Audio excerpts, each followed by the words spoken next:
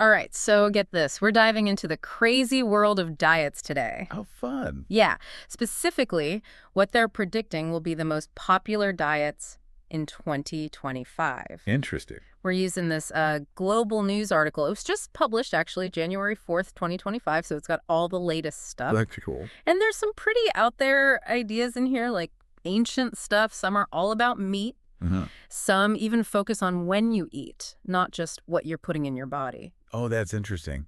Yeah, it's fascinating to watch how, people are coming up with different ways to approach food and eating these days. Some Yeah. seem to be going back to the basics, with whole foods. Right. And then others are, well, pushing the limits, you could say.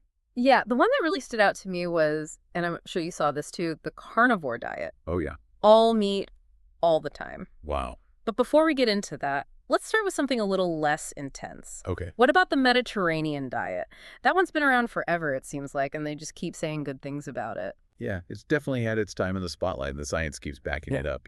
It's more than just a diet, though, really. It's, Yeah. it's based on how people actually live and eat around the Mediterranean Sea. Think lots and lots of fruits and veggies. Mm. Whole grains, beans, nuts, healthy fats from things like olive oil. Fish and chicken are good, too, but in moderation, and not a whole lot of red meat. Sounds pretty good, but does it actually deliver? The article mentioned a 2018 study where women who ate this way were like 25% less likely to have heart problems. That's huge. What's the secret? I think it's a combination of things, really. Yeah. It's not just one magic ingredient. Those fruits and veggies are packed with antioxidants. The fiber keeps things moving and helps with cholesterol. Then you've got those heart-healthy fats in olive oil and fish. It's like all these things work together, to make you healthy from the inside out. So it's not just about checking off boxes on a list. It's about like a whole way of living. That makes a lot of sense. I was also interested in that point about not needing to completely overhaul everything overnight. Mm. Like you can slowly transition to a Mediterranean style of eating, right? But is there a point where it's too slow and you won't get the benefits? That's a really good question. I think any step in the right direction is helpful. Yeah. Even if it's adding an extra serving of vegetables here, swapping out butter for olive oil there, those little things add up over time. And, it's got to be something you can stick with. Big changes are hard to keep up long term. It's more about finding what works for you and gradually shifting your habits. Right. Slow and steady wins the race, especially when it comes to your heart, it sounds like. Okay, now, on to the other end of the spectrum, the carnivore diet. It's been everywhere lately, and some people swear by it. But eating only meat, is that even remotely healthy? Well, that's where things get a little questionable. People who are really into it say it helps them lose weight, think more clearly, and have less inflammation. But the research to back that up just isn't there. And, not eating any plants means you miss out on a lot of important nutrients. That's a big concern. Yeah, the article quoted a nutritionist, Kyle Byron, who called the whole thing ridiculous and even very harmful. He talked about possible risks like nutrient deficiencies, heart disease, and problems with your kidneys and liver. That's scary stuff. Yeah, it is. And remember, we have years and years of research showing that too much red meat and processed meat is linked to all kinds of health issues. The Canada Food Guide, which we usually rely on, recommends eating meat in moderation, not making it the only thing you eat. So the carnivore diet is a gamble, it sounds like. All right, let's switch gears to something a little more, I don't know, nuanced, intermittent fasting. This one's less about what you eat and more about when. Right, exactly. It's about cycling between periods of eating and fasting. Hmm. So you might only eat during a certain window of time each day. I see. You're not as limited in what you can eat, but you have to be disciplined about when you eat. Gotcha.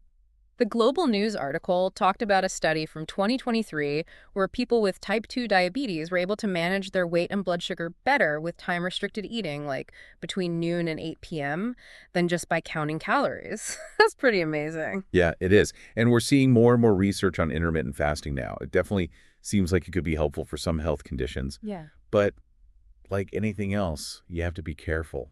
We still need more research on what it does to your heart in the long run. Right, right. So, more research is needed, as always. And what about people who just can't do this kind of fasting? Yeah. Like Yeah, shift workers, pregnant women, or people who have to eat often because of medical reasons? absolutely. It's not Yeah. for everyone. You should definitely talk to your doctor before making big changes to your diet, especially if you have any health issues. Okay, so a personalized approach is key. Up next, we've got the keto diet. Okay. This one's been popular for a while now, mostly because people say they lose weight fast. Yeah, that's the ketogenic diet, or Yeah. keto for short. It's all about really cutting back on carbs and eating a lot of fat instead. This puts your body into ketosis, which means it starts burning fat for energy instead of using glucose. So lots of avocados, olive oil, cheese, but no bread. It sounds kind of tempting if you want to slim down quickly. But the article said that a lot of that initial weight loss is just water weight, not actual fat. Yeah, that's an important point. Keto might help you lose weight in the short term, but we don't know enough about the long-term effects or if people can stick with it. Hmm. And any diet that cuts out entire food groups can lead to nutrient deficiencies. And Kyle Byron warned about people choosing unhealthy fats like processed meats on keto. Right. He said those processed meats are linked to some pretty serious health problems. That seems kind of counterproductive, doesn't it? It definitely makes you wonder. And Byron brought up something really important for athletes, too. Yeah. Carbs are the main fuel source for intense exercise, so if you restrict them a lot, like you do on keto, it can affect your performance. So maybe not the best diet for marathon runners. All right, let's shift gears again back to our ancient roots with the paleo diet. It's all about eating like our hunter-gatherer ancestors, lots of whole, unprocessed foods, right? Exactly. Think lean meats, fish, fruits, vegetables, nuts, and seeds. You avoid things like grains, beans, dairy, processed foods, and refined sugars. It sounds pretty healthy at first glance, but the article did mention that the paleo diet might not be for everyone. A 2024 study found that it could be a problem for people with osteoporosis because it's low in calcium and vitamin D. That's a good point. And it just shows you need to think about your own health and nutritional needs before jumping into any diet, even one that seems pretty healthy overall. Okay, so one size definitely doesn't fit all when it comes to diets. We've covered a lot of ground here, from the Mediterranean coast to the meat-heavy world of the carnivore diet. Yeah, definitely. And it seems like some diets have a lot of research behind them, while others are more about trends than solid science. Absolutely. But hold on, we're not done yet. In part 2 of this deep dive, we'll be exploring the DHH diet, which is all about managing high blood pressure. Okay. And we'll dig into the mysterious boiled egg diet. Plus, we'll tackle the big question, how to cut through all the hype and make smart choices about our health. So stay tuned. All right, welcome back to our deep dive into all these crazy diets taking over 2025. Yeah, we've covered some pretty interesting ground already, from the Mediterranean way of eating to that all-meat carnivore diet. Talk about extremes, right? I think the biggest takeaway so far is that there's no single best diet for everyone. Definitely not. Everyone's different. But let's shift gears now, okay? There's this one diet in the article that's specifically for people with high blood pressure. Oh yeah, the DH diet stands for Dietary Approaches to Stop Hypertension. It's all about using what you eat to actually lower your blood pressure. Interesting. So it's not about, like, starving yourself or anything. No, not at all. It's more about making changes you can stick with. Eating foods that naturally help keep your blood pressure healthy. So paint me a picture. What does a DASH-approved meal look like? Well, think about this. A plate with some grilled chicken or fish, maybe some quinoa or brown rice, and then a whole bunch of colorful vegetables, maybe some fruit on the side. Sounds pretty good, actually. And it reminds me a little bit of the Mediterranean diet. You're right, there are some similarities. They both focus on whole foods, less processed stuff, and not too much saturated fat or cholesterol. Yeah. But DHH goes a step further. It really emphasizes foods that are high in potassium, magnesium, and calcium. Those are the minerals that are good for blood pressure, right? Exactly. They help regulate it.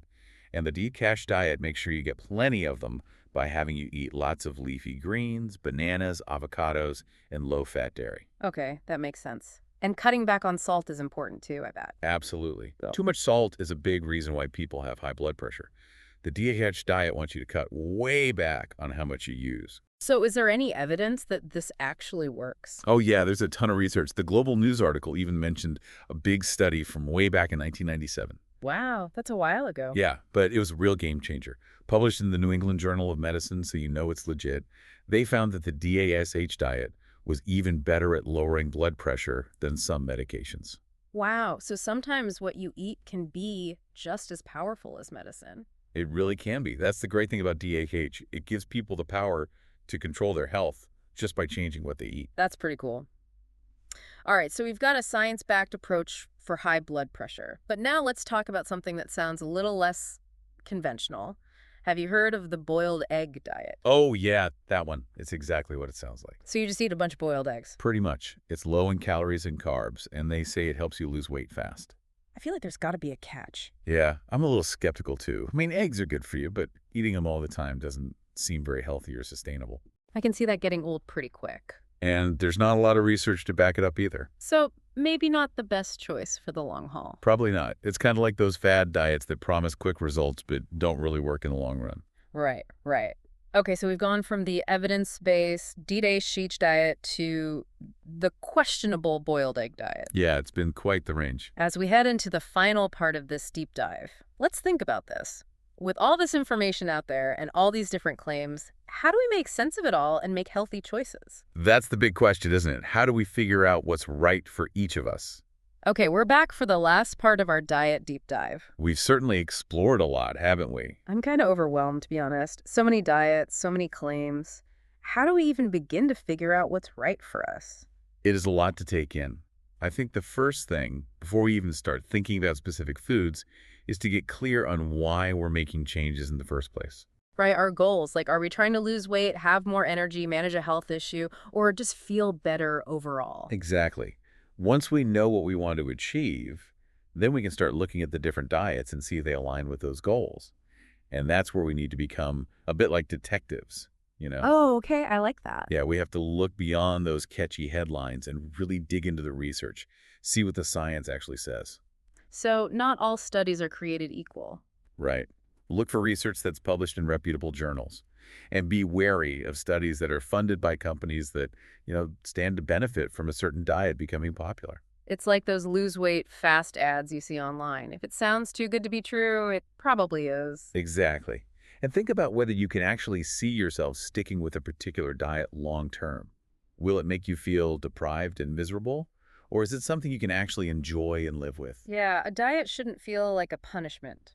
It should be about nourishing your body and making you feel good. Absolutely.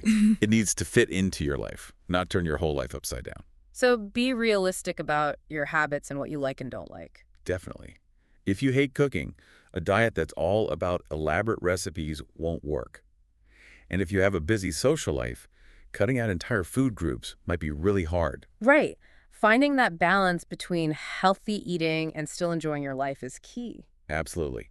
And instead of focusing on what you can't eat, what if we flip the script? Oh, interesting. Yeah, let's focus on adding in more of the good stuff. More fruits, more veggies, experiment with different whole grains, try some plant-based proteins. Like add more color to your plate. Exactly. And when you're filling up on those healthy foods, there's less room for the less healthy ones. And what about cooking at home more? That's huge. When you cook your own food, you control what goes into it. You can avoid all those hidden sugars, unhealthy fats, and too much salt. It's like taking charge of your health one meal at a time. Right. And it helps you appreciate the process of nourishing your body. Mm. But even with all this knowledge, we have to remember that everyone is different. Yeah, what works for one person might not work for another. Our bodies respond to food in different ways, so a personalized approach is really important. And that's where a doctor or a registered dietitian can be so helpful. Yeah, they can kind of guide you through all the information overload and help you make a plan that's tailored just for you. Exactly. It's like having your own personal health coach. So as we wrap up this deep dive, I want to leave you with a question to think about. Okay, I'm ready. What would your ideal diet look like? What principles would be most important to you? What foods would you really enjoy? What would make it sustainable for you, like for years to come? Wow, that's a really good question. It's not about following someone else's rules, but creating a way of eating that really works for you. Exactly. We've learned that there's no magic bullet when it comes to healthy eating. But we can empower ourselves to make choices that support our well-being. Absolutely. So go explore, find what works for you, and enjoy the journey to a healthier you. Great advice. Thanks for joining us on this deep dive into the world of diets. And happy eating, everyone.